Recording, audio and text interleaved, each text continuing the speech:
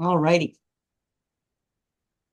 Hi, everybody. This is April Parcher, your happy certified health coach in the United States.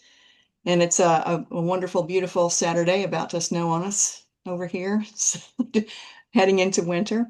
And I'm super excited to have a wonderful guest with me today from across the pond. This is Lee Copus, and he's got a really, really cool story to tell. Well, it's not cool, but it's a good story to tell and we're going to be discussing, having a little bit more of an in-depth discussion on gut health relating to his story.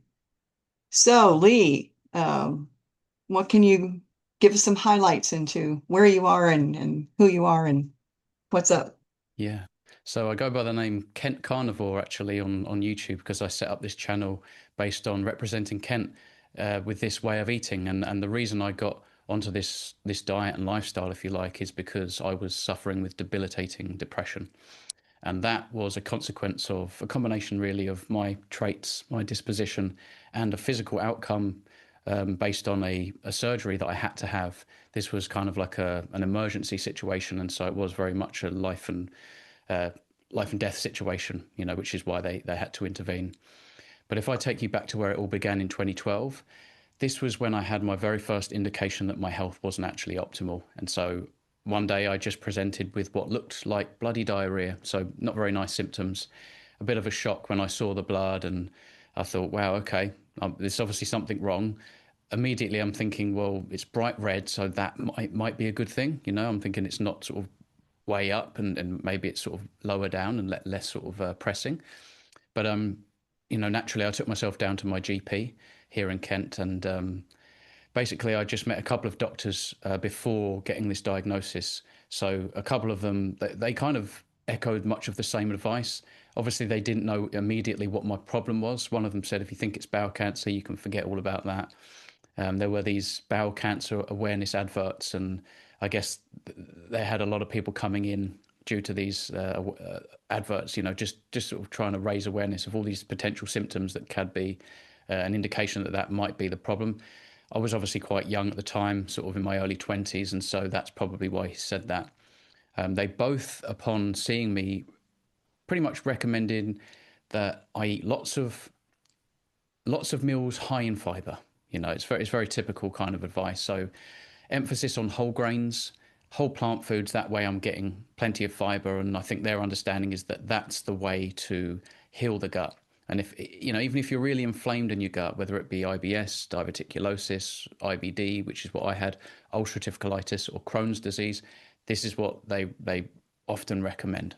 So I got my diagnosis when they referred me to the hospital, and they performed a sigmoid endoscopy, which is a bit of an unfortunate procedure. They go through the back passage with a device that kind of takes images, and I wasn't out or anything. I didn't take the anaesthetic, so I could kind of have a look on the screen. It's a bit of a strange experience, but they go around these corners and sort of blow up parts of your digestive tract so they can see what's going on. They take little biopsies, and these biopsies were how they came to this conclusion that I had ulcerative colitis.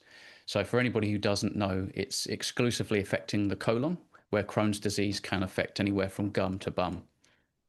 So, yeah, lots of fiber. That was the advice, and eat little and often. So, I kind of came away with that advice. So, usually at least 3 meals with snacks, but sometimes 4 or 5 meals. I always base these around grains. And for the first 2 years, from 2012 to 2014, it was kind of quite mild. And so, really, if I was given really, really sound advice, I think that that was the opportunity to really turn things around. But of course, these are medical doctors, and they may have good intentions, but it's not as simple as just eat loads of fiber, eat little and often, balance varied meals, and all this kind of stuff. So, what would happen with my condition is I would typically go in and out of what we call flare ups. When I was in remission, I felt just like an ordinary person, like I was used to feeling before this kind of all came about. And when I would flare up, it's like a situation where you feel not quite yourself, you feel run down, almost like you're coming down with something.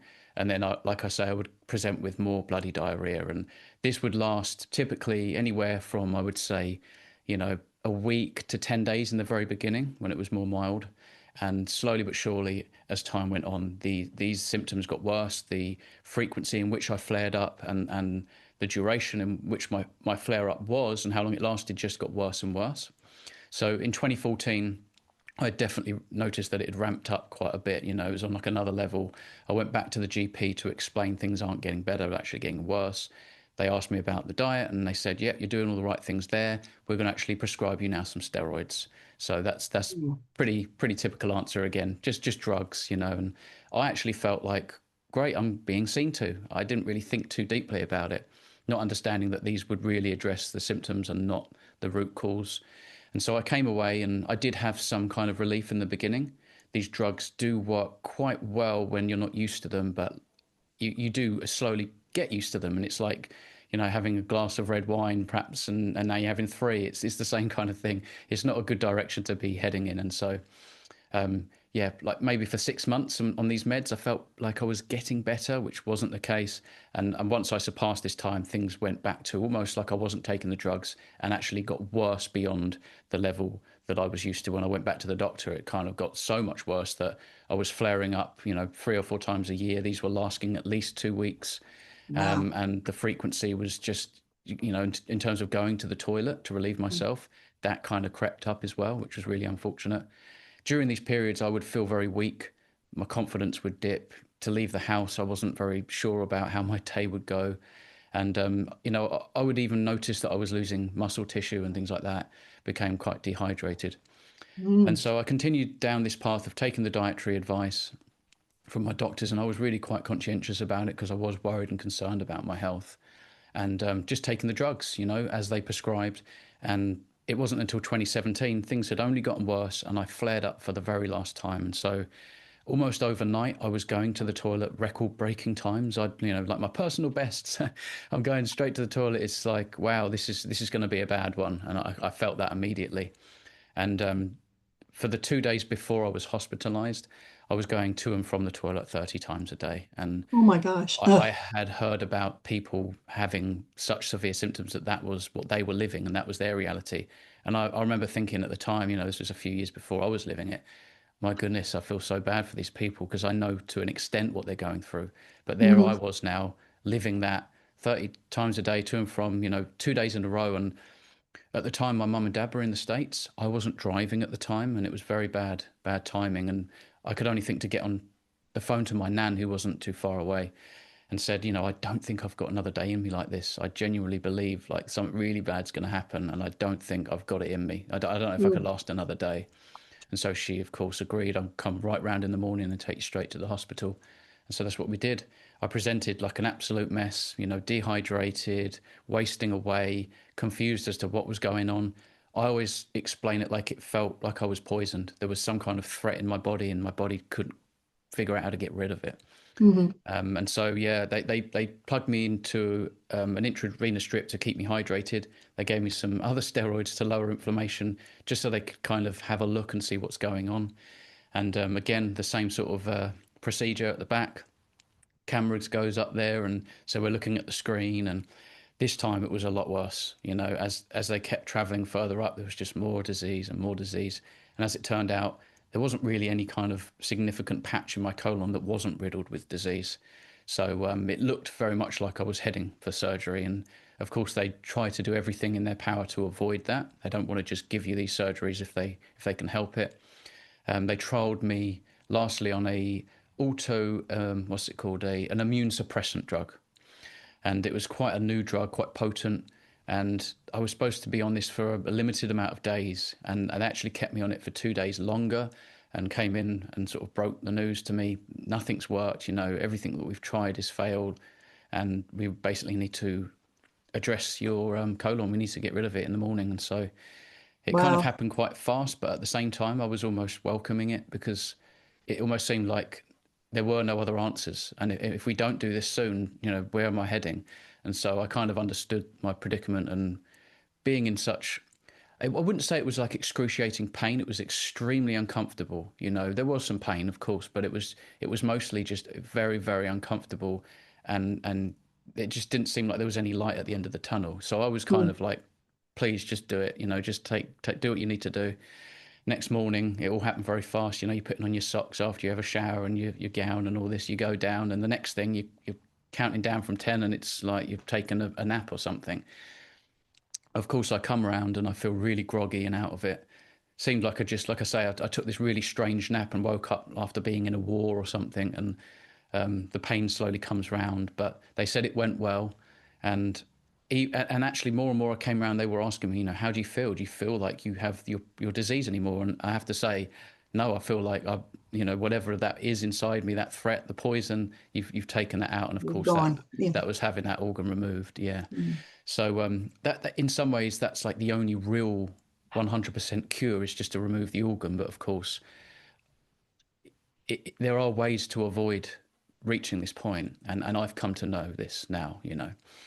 Anyway, so when it got to the point where I was independent, I could sort of stand up straight and wash and change these bags, because basically I'm in a situation now where I have a stoma. And if anybody doesn't know what that is, it's the last part of my digestive tract that comes through the abdominal wall, and then I have to fashion a bag over that and wear that permanently. I always have to have one on because that's how I go number two now. And actually, when I came home, this reality really, really hit me like a ton of bricks. That's what led to almost instant depression. I got home that day, and it really happened when I woke up. My mum and dad and my brother were there, but in the morning they'd gone to work, and so I was just in this house where I used to live. There was this obvious change, and the thoughts, were very loud and very negative, and I just couldn't accept this, and I struggled to try and grasp that I would be able to accept it going forward. Like, where do I go from here? It affected my sleep. I felt restricted somewhat to my back, and I developed a love-hate relationship with food, because now, even though I was diseased before and they've taken that out, like I'm in a better situation in that regard. The food and the digesting of certain foods really caused me so much trouble that, like I say, I developed a love-hate relationship with food. I had to eat, and I would get hungry, but I would almost sort of be really unhappy after I ate, and it took me a while to figure out that it was fiber that was causing me so much grief. So, as much as they advocate for the consumption of fiber to try and heal gut problems, I think there's a misunderstanding about fiber and how egregious it can be. It's totally indigestible for human beings. And so, if you do already have a gut issue and you're compromised, it's not very beneficial to consume something that's not broken down. And so this I believe exacerbated my symptoms, and this is what perhaps led to, or one thing that led to, this spreading of disease all the way up my colon. And so as I've come back, I actually went straight back to eating all what I thought was the healthy foods, because they contained all of the vitamins and minerals. So fruits and vegetables typically, and whole grains.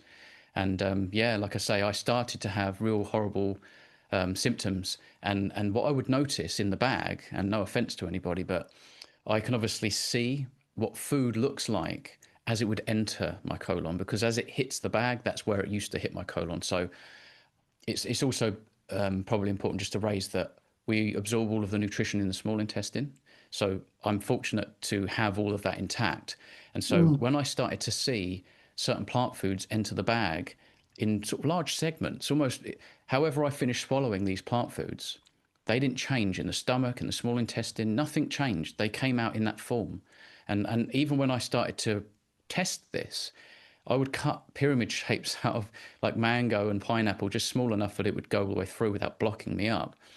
But sure enough, that pyramid shape of mango and pineapple would end up in the bag. And, Wow. and, and much later, I've done this with meat, and I've never found any remnants of meat. There's no recognizable pieces of animal nutrition in general. So if I had steak and eggs and broccoli and tomatoes, you could tell that I ate the broccoli and tomatoes that day because of the output. But you could not tell me which animal products I consumed, whether I had red meat, whether it was cheese, eggs, fish. It all completely broken down. And my understanding now is that we do that effortlessly in the stomach.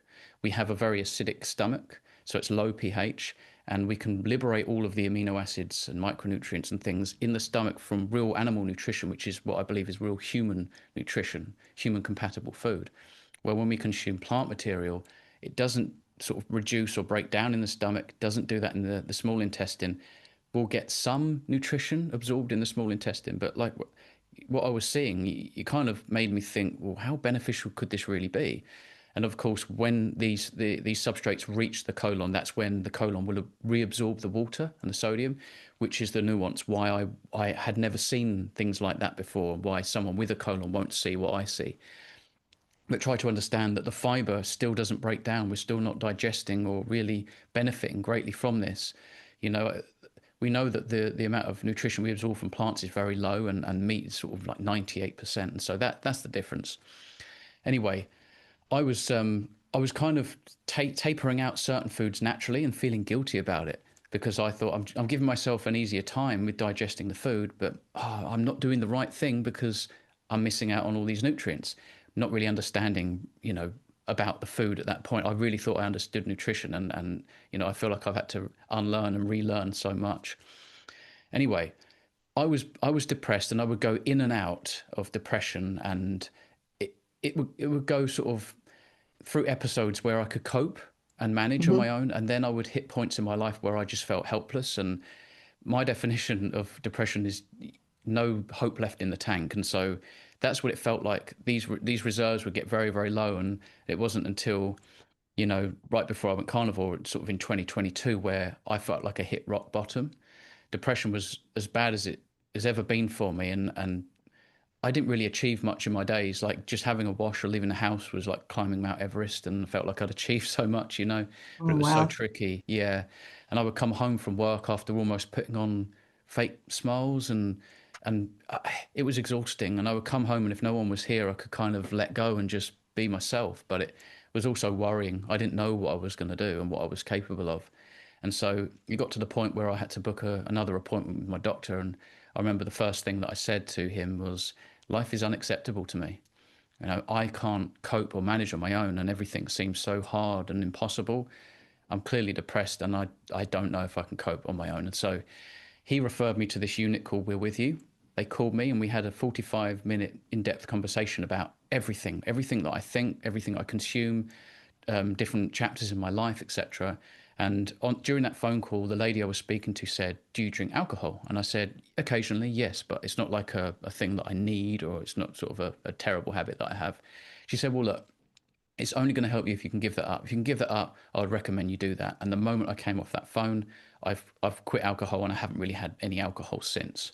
So this was 2 months before I went carnivore, but it didn't really bring any kind of real benefit. I just had some associations with drink here and there, but after 3 weeks, it was like it wasn't even on my mind. Anyway, they never got back to me, and it concerned me after like a few weeks because days go by, and I thought, well, maybe they're busy. They were going to follow up and address perhaps therapy and drugs in terms of how they Hmm. would treat me. Yeah. And so I was anticipating these calls, but they never came back. I tried calling the number back, but it was a one-ended situation, and so it kind of just cut me off immediately. And Mm. it wasn't until 2 months goes by, and I'm just sitting here on the couch, on the sofa, and I'm watching YouTube. And it's interesting because this video that I was about to watch isn't something that I usually watch, and I don't even know why I clicked on it, but it was almost like a sign or something. So this video pops up, and it's a lady in the thumbnail, and the title of the video was "Don't Eat This," and it's on the low carb down under channel. Never watched this channel before. Click it, and I'm just glued all the way through this video. It was like listening to someone in a very similar situation to me. This poor young lady, Mikhaila Peterson, who's Jordan Peterson's daughter. She was talking about how she'd suffered with autoimmune disease, skin conditions, and debilitating depression. I'm thinking that sounds a lot like me, you know. And she's glowing with health, all this confidence. I'm thinking, but you look great. Like, what did you do? And it turns out she adopted a carnivore diet, and of course, she adopted a very strict version, being a lion diet. Well, after this video, I'd almost committed to this in my mind, like I'm doing this, and it's not even a problem. Like I'm so desperate, I don't care. I'm willing to try anything. More and more videos came in, and the whole concept around the BBBE challenge came up. So that's beef, butter, bacon, and Bacon and eggs. eggs. Hmm. Yeah, and so that was easy to grasp. I thought, well, I can already put together bacon and eggs for breakfast. I've got steak and eggs for lunch, or I could probably fashion some things together. I could take like boiled eggs to work with me and stuff like that. Cooking in butter and adding bacon to absolutely everything, at least in the beginning, because it tasted so good. And immediately when I adopted this, my partner Lucy, she jumped in with me for support. She struggled a bit more because she didn't have that real strong reason why, but she was just there for me, kind of thing. What I noticed overnight was my acid reflux went, and it wasn't even an issue. Like that's why I haven't even brought it up. It wasn't something that pressing. I just didn't want to be depressed anymore. But the acid reflux went, and I noticed because usually I suffered a lot in the evenings. And when that evening came, I was like, that's weird. I'm not getting any sort of like this repeat sensation and this burning, you know? And so that was really kind of convenient. And anyway, a week goes by and I start to feel like my skin is getting better and it starts to clear up. Well, 2 weeks goes by and it's about 95% gone on my back. I had sort of acne develop a little bit later in my life on my back. My skin tone evened out quite a bit on my face. And I thought, wow, this is incredible. You know, it's not necessarily what I want, but it's great. I'm not going to complain. And so, being a bit of a pessimist through my life, I guess I was thinking, this isn't going to happen for me. This isn't going to work. You know, do I feel any different? I kept questioning every single day.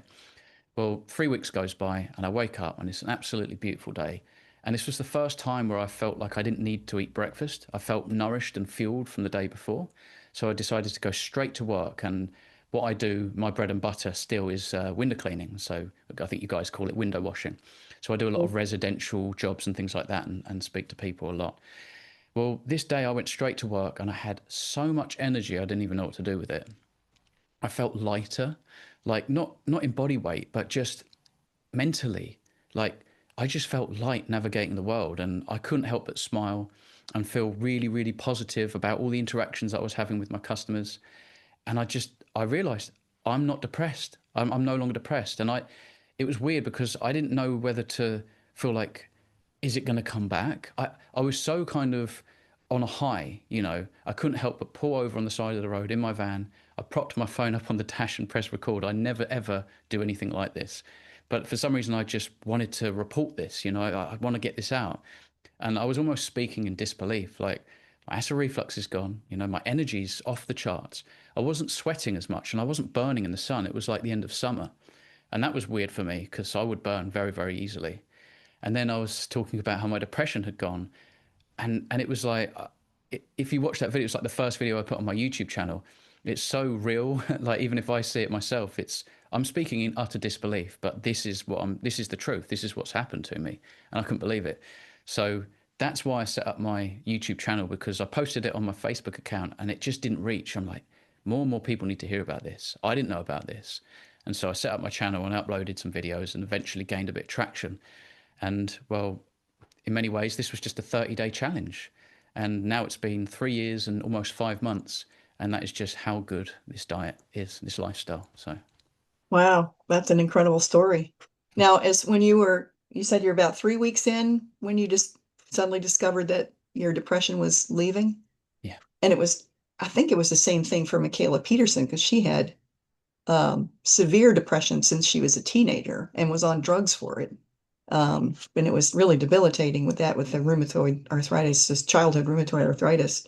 Mm, And I think it was the same thing. It was about 3, maybe 4 weeks later, she suddenly woke up one day and she felt like a new person.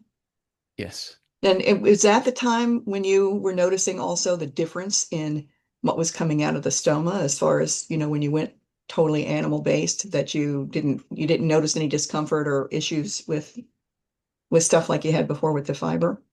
So it actually happened a little bit before. So it didn't happen until going carnivore. But Mm. what I did notice immediately, I got rid of the plant. So if I just go back a little bit, where I went round my parents' house for a roast dinner, it's a bit of a tradition over here. Often on a Sunday, we have a collection of meat, veg, and starch, and we pour gravy over it. And so I'm consuming all of this stuff at the same time. I'm always seeing parts of the plants in the bag, but never meat. And because it was causing me discomfort, I remember one day saying, maybe just hold the veg, you know. And so I was still having potatoes, which is the starch, and Yorkshire pudding, similar kind of thing, you know, grains and things like Mhm. that. Um, some sort of potato chips here and there, but mostly I was eating as best as I could, like whole food. But now I'm thinking, well, I don't like the fiber. So I was eating more white rice and white bread and, you know, sourdough bread and things like this and white potatoes because it didn't have that cellulose, if you like, in such a Mhm. sort of robust degree. And Right. that helped a bit.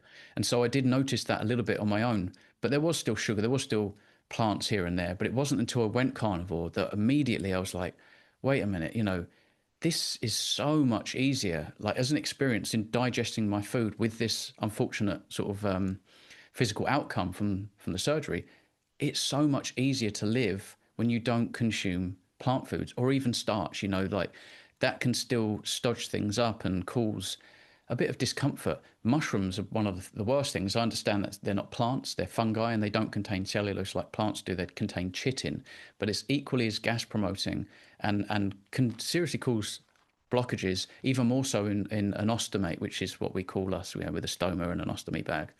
So because of the nature of the surgery, there's this corner that things often get caught Stuck up in? in. And if you haven't chewed your mushroom or your things quite as much, even the starch can cause a bit of a blockage. I remember brown rice causing me an obstruction and mango. So I've had some experiences, and so I would kind of write a list like just don't eat that. These few things at least, stay away from them. So basically, like celeriac and cabbage, onion, mango, pineapple, coconut, brown rice. These very, very fibrous materials, really, really no good for anyone in my situation, and I would argue for anybody really. Mm, So yeah, this was the first time I started to realize, wow, what relief I'm getting just by eating animal nutrition and leaving the plants out.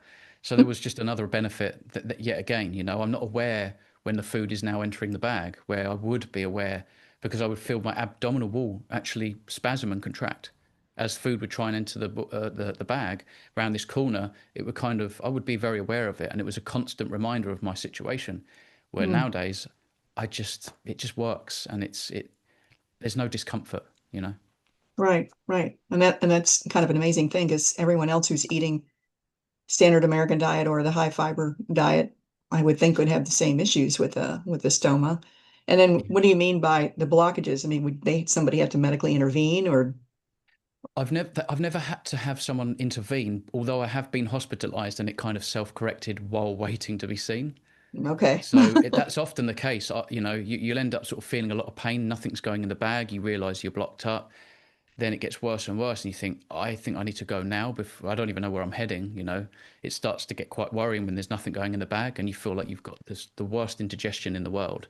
Right. Um, yeah, I was in the hospital, but it's you know quite conveniently sort of self-corrected while waiting to be seen. But yeah, mushrooms, brown rice, and mango were the three worst that I can remember. And they're very common, and I can't believe that people don't sort of pick up on what it is, the correlations. It's always the plant materials. And if you look Mm, at Beazles, these medical interventions where they have to go in and sort of unblock this blockage, this obstruction, it's always plant material. It's not meat. It's not what that we've been told about red meat gets stuck and wedged. And no, it's broken down to a liquid form within like an hour or so effortlessly. And I see that every single time in the bag. Cooked meat, raw meat, big chunks, chew it a lot, chew it hardly at all. It's all liquid, and so we know that that's broken down and absorbed thoroughly. right. And for people in the United States, I got a couple of statistics that IBD, there are 3.1 million adults in the US affected with IBD, and it's one of the highest rates in the world Mm. as far as that goes. And like you said before, IBD has primarily two forms, ulcerative colitis, and of those, 1.253 million people have ulcerative colitis, and Crohn's is 1.011. It's a little bit less, Yeah, a little further up the chain. And then another issue that people hear about a lot is IBS, which is irritable bowel syndrome. Um, and about 10 to 15% of the US population has it. But what interested me was that it ramped up uh, a lot during the pandemic. So it went up to 11% like overnight, during the pandemic, which mm. is kind of wonder about some of that, what's Yeah, going yeah, on there. Um, so And then I think celiac has a really strong link with IBD with the gluten part. I have friends of mine that have celiac disease, so they avoid gluten altogether. yeah, But they eat a lot of other starches and other vegetables, and so they still have the gut pain, and they're still yeah, having issues with that. yeah. Um, can you talk about, as far as I know, that what is it about the plants that give us the issues? And we discussed before that there are all plants have phytotoxins in them that keep herbivores from eating them. They're protective agents because they can't get up and run away. So they produce toxins which either make the animals that eat them sick or poison them altogether, or some. But they have all plants have these things, and uh, we talked a little bit about what they are, and in fact, one of the worst ones is lectins, as far Mm. as plants go. What does that do to the gut that you found in your research? Yeah, so much like fiber being sort of the plant bones, it's indigestible. We also find these problems with the plant proteins, not all of them, but many of them. Hmm. We actually don't have such a great capacity of breaking these bonds in the stomach. So, like I was saying, we can break down the proteins from animal nutrition, and they're complete, they're in the right ratios. We liberate the amino acids and we absorb them in the small intestine. You can only absorb up to a tripeptide, so that's three amino acids chemically bonded together. So if we can't break down a protein and to reduce it to at least a tripeptide, if it's any bigger than that, it's actually going to be inflammatory and problematic. And so this is typically things like lectins and gluten, which is also a protein that at least 70% of the population have a real problem with. And I think that we're all on a spectrum there. I think everyone has gluten intolerance. It's just how much. Hmm. And often there's also inertia. We don't realize if we keep consuming these damaging compounds, we don't get signals from the body. Like if you smoke a cigarette, you cough for the first time. Your body's rejecting that. It doesn't want, why are you doing this? But after Hmm. a while, you stop coughing and then you start to develop a habit. And the same thing can go for alcohol, and the same thing again can go for consuming plant materials and plant proteins. So lectins are plant proteins, carbohydrate binding plant proteins that will actually deplete mineral absorption because they're kind of tightly bound. We can't get access to certain minerals and things like that. Other other plant toxins like oxalates you probably heard of. That's the same sort of thing. Magnesium, calcium, iron, phosphate, certain minerals we really struggle to get enough of because they're bound to these, and so lectins do a similar thing, but as a consequence of not being able to liberate these amino acids, we have these large proteins tumbling down the small intestine into the colon, and these can damage and open up these tight junctions. It calls for that release of the molecule zonulin, and now you've got this cascade of events that leads to autoimmunity. So if anybody doesn't know, autoimmune diseases, no matter what it is, you name it, Addison's, Hashimoto's, eczema, arthritis, IBD, all of these are underpinned by leaky gut. So increased intestinal permeability. These junctions, the integrity of the gut lining opens up. And this is because these plant proteins attach themselves because they're not absorbed. The body's trying its best to sort out what to do with this. It's like a glycated protein or an oxidized omega-6 fat that they're damaged cells. The body's trying to figure out what to do with it, and they bind to the enterocytes, and this cascade of events opens up these junctions, and now undigested food particles from your next meals and these other foods can slip through, and now you have autoimmunity, and that depends on you and your weaknesses. Obviously, I had a proclivity of weakness in my gut. I was specifically affected in my colon, hence ulcerative colitis, but other people might have skin conditions or thyroid problems. There's a lot of different things that kind of link to this. So yeah, the lectins are one thing. Fiber will exacerbate these problems. It's not going to make things easier. Obviously, things like alcohol and seed oils can do similar. Highly processed foods, lots of harmful chemicals that body doesn't really want to accommodate, and so very inflammatory. And these things exacerbate these issues. And so the whole idea is really we want to pull back on these compounds that can open leaky gut, so we can seal it. And then from that point onwards, you want to avoid those things. And so typically whole grains, Mm. tomatoes, broccoli, cauliflower. Actually, I'm not sure broccoli's too bad, but cauliflower, tomatoes, cucumber, even things that seem quite innocuous. They can contain these lectins. Obviously, gluten, I don't think they actually qualify as an actual lectin, but it is a plant protein that we can't liberate these amino acids. We have a real problem sort of accommodating these proteins in the body. So for many sensitive people, you kind of lose your plant privileges, I'm afraid, because unless you're having, say, white rice, you're pressure cooking it, where there's not sort of these, you know, lectins in there. You might have tiny little traces you probably get rid of by pressure cooking.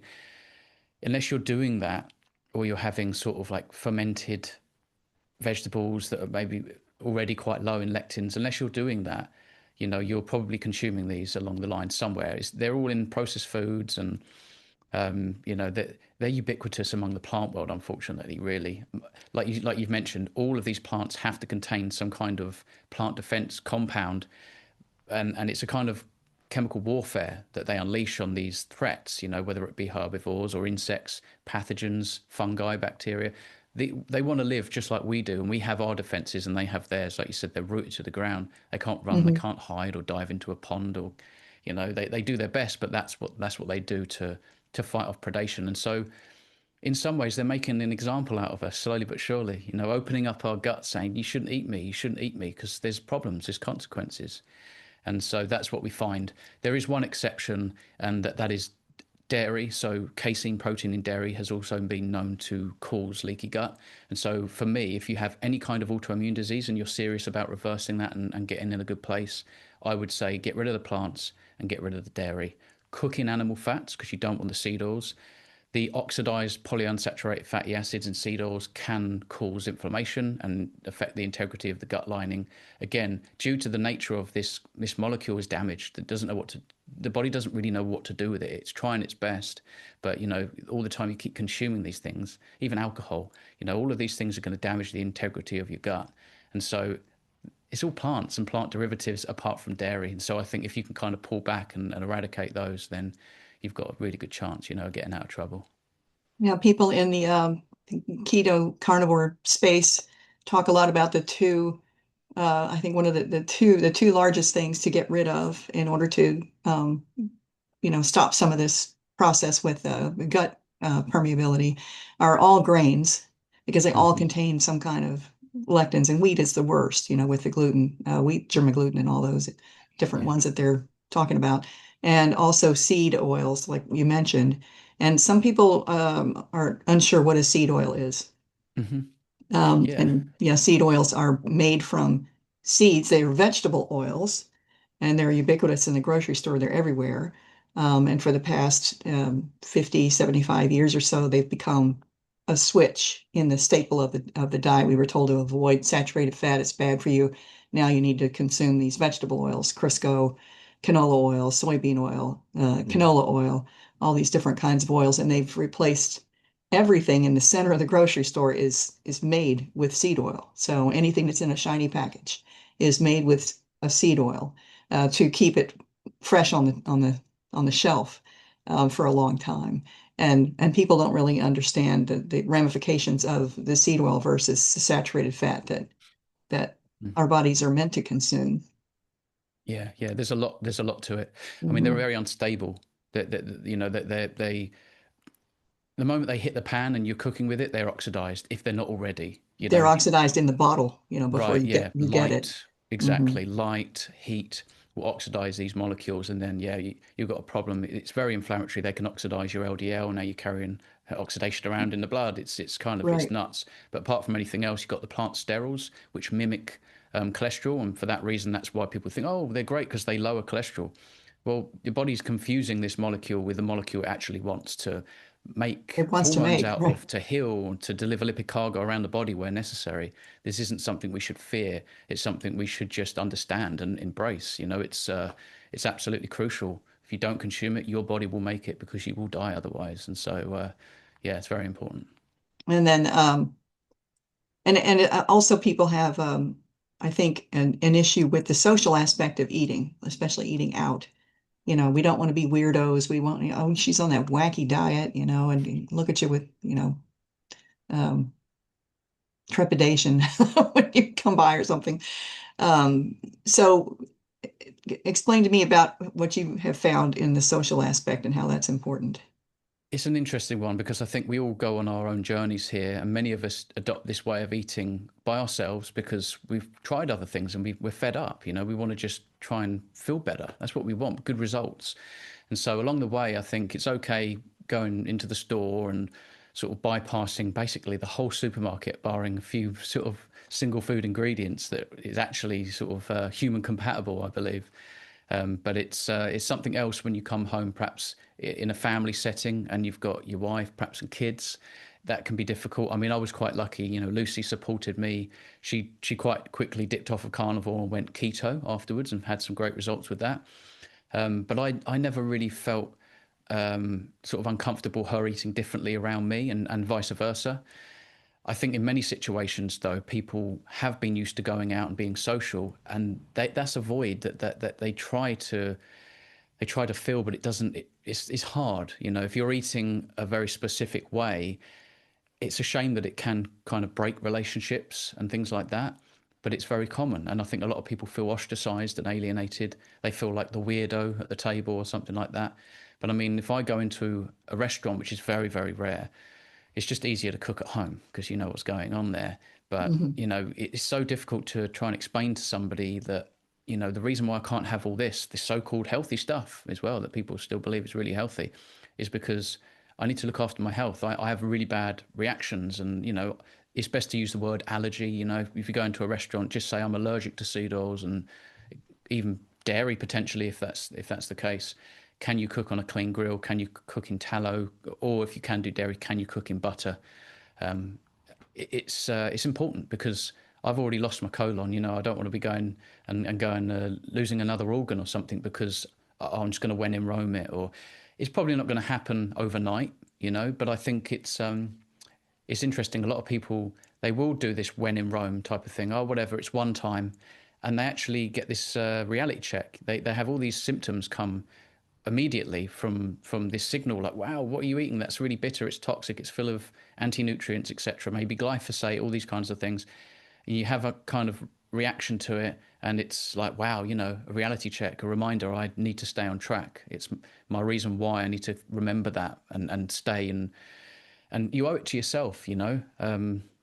Some people think that we're just weirdos or something. I don't know. We didn't ask to be in such a vulnerable situation. Many of us have struggled for years and years, and we finally find something that works. You have to realize that that's important to stay on track for you. You can't. You're only going to get one body, you know, Right, and right. you got to treat it. You got to treat it right. And I know I've got to treat mine right because my brain was compromised, because my gut was compromised. I've got my health back now, and I can live a pretty normal life. And so, yeah, it is tricky. This is why I've sort of set up a community as well, you know, for like-minded people to come together and actually feel supported and get the guidance they need. Other people on similar journeys, it just helps. You don't feel like you're alone. And we're social creatures, human beings. It's a shame that we would lose human connections because we get back to what I believe is what we should be doing, you know. Um, if you look at every house, like every home, if you like, sorry, in the wild, all these tribes, they're all circular.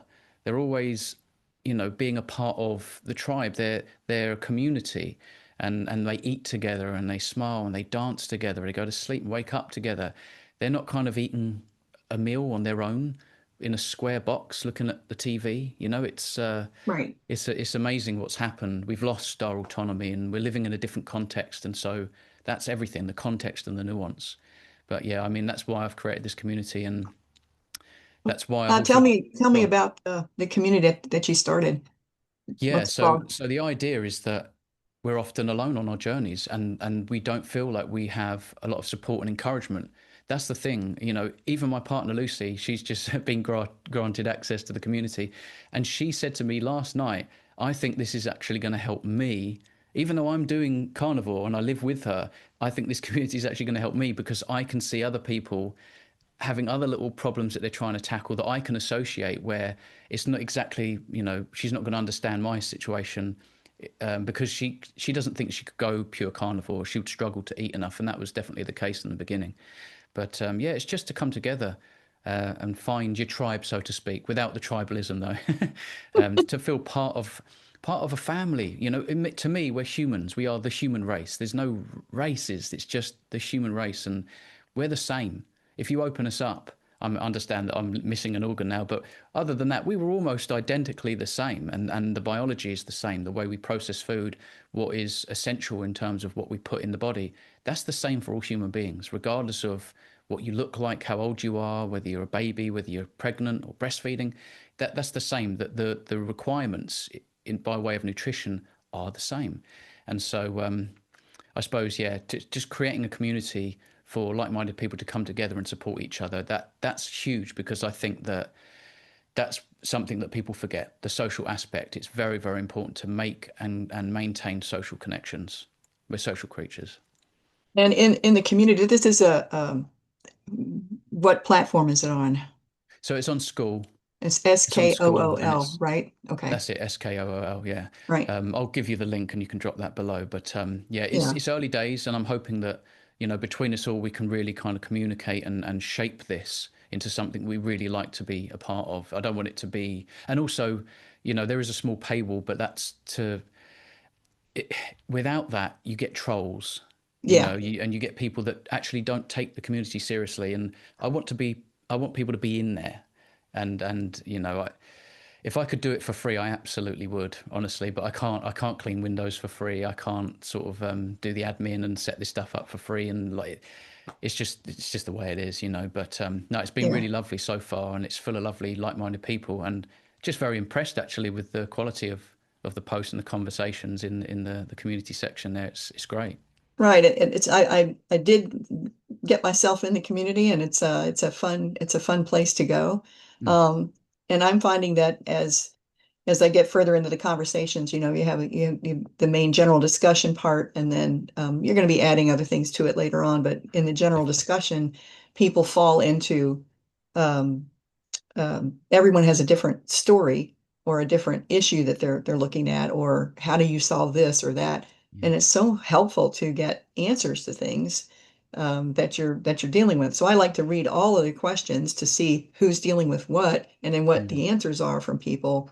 And a lot of them are referring them to other places or books to read and things like that. So it's a no judgment zone kind of a Yes. place, which is nice because I think it really helps us if we're dealing with a change away from the standard American diet or high fiber or FODMAP or any of that. If we're trying to get away from that because now we realize this isn't really helping us and we need to do something different, and it helps to not go alone. Like you said, if we're in Yeah.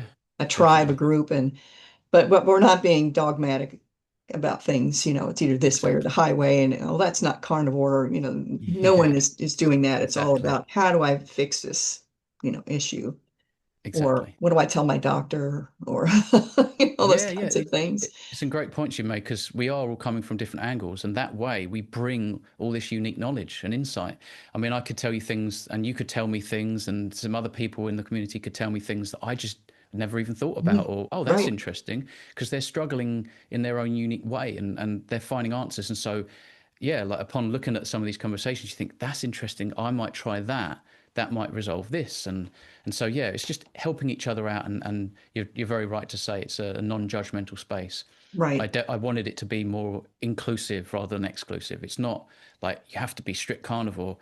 Absolutely not. If you want to go meat based, I'm all for reducing highly processed foods, seed oils, whole grains, and increasing fatty red meat. If you can do that, I think that's brilliant. Just more power to you. And I think it's a slow evolution, and just small incremental changes are what's necessary to get to where you need to be. Don't try and do it all in one day and to be perfect right off the bat. It's unrealistic, and it's not we make necessary. problems for ourselves with trying to Yeah, put ridges around everything. Everything's got to be just so. Um, exactly. the first hurdle is just figuring out that how many plants do I need to consume, or do I have to consume? And there's, conflicting reports about what are the macronutrients, Yeah, what are the real macronutrients, and then people have a hard time thinking about giving up the carbs. They just yeah, can't seem to wrap their heads around it. Number one, because they're hooked on them, and we all are to some extent. And the other is, well, I just can't imagine giving up that. Oh, I can't give up that. I can't give up tomatoes. I can't. I'm Italian. I can't give up pasta. You have those kinds of things happen. But when push comes to shove, and you have an ostomy bag, and you've got to think of something different, mm, there's, other. That's why I found it was so interesting, your story, because so many people have these issues and they don't have the opportunity to see what comes into an ostomy bag to see what's going on. So having yeah. that little window into that world opens things up for people, I think. Do you Yeah. think there's a space for people who have lost their colons to enter this, or have you seen other spaces of people who gathered together who had the similar surgery? I'm I'm sure there is, right? This is quite funny. When I came out of the surgery with this, I didn't want to think about it. I didn't. Many people suggested that I join certain groups and things for support, but for some reason, being alone with it helped me accept it more because I didn't want a constant reminder. I didn't want to hear about other people, and it just all sounded a bit depressing. And I was trying to get away from that. I was trying to sort of wake up and feel good. So I'm sure there is plenty of plenty of groups. Now, I have wondered about people in this situation who, what percentage have figured out that actually we don't need to eat plants. They're not vital. We're not missing anything as long as we eat enough fatty ruminant meat, perhaps eggs, fish, etc., maybe some fermented dairy. But Mhm. I've wondered, what does that look like as a percentage of people that have arrived at a similar conclusion, whether it's by themselves or through someone planting a seed, etc. And I don't know, but it is kind of worrying because I just know that this is also the answer for them. I mean, you're all human, we should be eating like a human, and when you wind up in this situation, it only makes it that much worse to consume all these fibrous foods. And I've spoken to so many nurses, some in person, some online, about how they constantly change these bags for people, Mm. and they've noticed that it's the same thing. Yeah, it's always the plants. It's not very nice. These people really struggle. They're very uncomfortable all the time. And obviously, the nurses that I'm speaking to have come to this sort of way of eating, and so they try and plant seeds themselves, and they try and help. But it's absolutely universally true. What I'm saying, it's not just an anecdote. I mean, this is reality. I can see it with my own human eyeballs. And Right. I've just been sort of it's just been confirmed over and over again, and affirmed from nurses and people with the bag like that find this. It's a no-brainer. Once you find it, there's no going back. I can't understand why you'd want to do it to yourself. So, what would be your advice to people who have obvious problems with gut inflammation or Mm. IBD or IBS? What would be your advice to them if you were, or advice to yourself when you were Yeah. a kid, really starting Mm. out with all this and beginning to have issues? What would be your advice to yourself back then? Yeah. So, hey, Lee from I'm Lee from the future. Um, Basically, I would try my best to try and explain that dairy, as much as it's delicious, get rid of that just because of the casein and inflammatory bowel diseases, autoimmunity, etc. That's the one exception, really, with animal nutrition. But really, the plants are the main thing. Also, fungi. And I would say to try and focus on eliminating the high lectin foods and the very fibrous foods.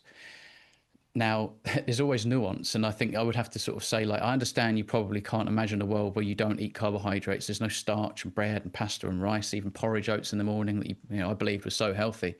I would try and convince myself or another person that, first of all, there is no, it doesn't even need convincing. These are just facts. There are no essential plants. There are no essential carbs, including fiber or polyphenols. So, by definition, to remove what's vital isn't a worrying thing. It's not a concern. You will get everything you need from fatty ruminant meat. But I suppose I would just want to highlight the fact that you need to eradicate the lectins, so get rid of the whole grains. Try and speak to them about the seed oils, why they're so bad, why they're inflammatory, and try and open their mind. We need to get back to what we were doing naturally in an organic setting. We came from out there. What did we eat? How did we live? We didn't have seed oils. We didn't have whole grains every day, through multiple times through the day. We were Mhm. eating maybe once or twice. We weren't constantly full of food. We weren't just drinking water all the time, just to try and revert back to an ancestrally appropriate way of living our life. That's something that's very important. But I think, yeah, just to drum home, if you've got this weakness and you're heading potentially towards this, if you don't want this, this is the answer. You get rid of the plants, get rid of the dairy, and slowly but surely, you don't have to get there perfectly overnight. And if it's worrying, if you think, oh, I want some starch and this, just have the refined stuff. I know that sounds crazy, but I would rather eat white rice and white bread over whole grain seeded bread and brown rice any day, because you're removing some of those really sort of detrimental compounds in that food, the Right, lectins, the right. wheat germ gluten, the gluten, the phytohemagglutinin, and different kidney beans, etc., and all these sorts of things. Hmm. Yeah, it would be very difficult, it would be very difficult to try and get across in one sort of sentence or one paragraph or one little conversation. But I would just try my best to convince that person that what you're doing is not actually as healthy as what you believe, and perhaps brush up on your history, because it's all in the history. Perhaps dropping names like Rockefeller and Abraham Flexner reporting his brother, that how allopathic medicines kind of took off. That was the beginning of that kind of thing. Ansel Keys and the diet heart hypothesis, the corrupt history around blaming fats for what sugar's most likely Really, doing. we're doing right. Hmm. Yeah, John Harvey Kellogg and his weird, strange, crude practices and beliefs, and why he wanted to just lower sort of urges in the human race by giving us kibble, like dogs almost. This sort of this crazy starchy stuff that didn't do the Egyptians any favors with atherosclerosis Nope. and sort of dental decline and all this kind of stuff. So it's all there in the history. This isn't even a conspiracy. It's just reality, and unplugging and understanding, the truth behind a lot of Right. this. We're not. Right. This isn't new. This is the oldest. This is the original way to live, and we're just trying to do our best in the context of the modern world. To see what we can do. Exactly. Yeah. Well, I appreciate your time today, Lee. This has been a great conversation, and I'm hoping it'll help my friends who have celiacs and Crohn's and IBD to understand here's, the worst case scenario, other than death, is what can happen to you. Yeah. How about, and then your success story has been so great, and you've turned your whole everything around, your depression lifted, and really you're seeming like you're in your stride, and you're your best human being at the moment. And so keep on keeping on, and we'll put a link to your school group in the description. Awesome. Okay. Awesome. And Yeah. then Lovely. Great to chat. any other last moment thoughts before we stop the recording? Yeah. I think you just sort of came up with like the IBS, the celiac, IBD, IBS. I think in many ways they're all the same thing. It's just coming from a different angle, and we're all individual, we're all unique. And I do think the answer is the same. And so it might sound crazy, but just slowly but surely take the plants out, maybe starting with both the most Meat. fibrous and the high lectin plants, and Mhm. remove the dairy and just see how you get on. You might think, well, what on earth do I eat? Lots of fatty ruminant meat, oily fish, whole eggs, and you can mix this up with different cooking methods. This doesn't have to be boring. It's not extreme because we're getting everything we need. So yeah, just be positive and take a leap of faith, because probably what you're doing right now isn't working for you, and there's definitely something out there for all human beings that definitely does work. So Without having to be medicated to death, um, exactly, for sure. for symptoms that just keep going on and on and on and never ending. There you go. So very great. Thank you so much for this. This has been a wonderful time to spend with you again. And we'll be seeing everybody on the flip side. Again, this is April Parcher, and I'm a certified health coach in the Eastern United States. And all our contact informations are going to be in the description. So thanks a bunch, Awesome. Lee. Have a Appreciate it. great rest of your afternoon across the Will do. pond over there. Awesome. Will do. Thank you. Thanks.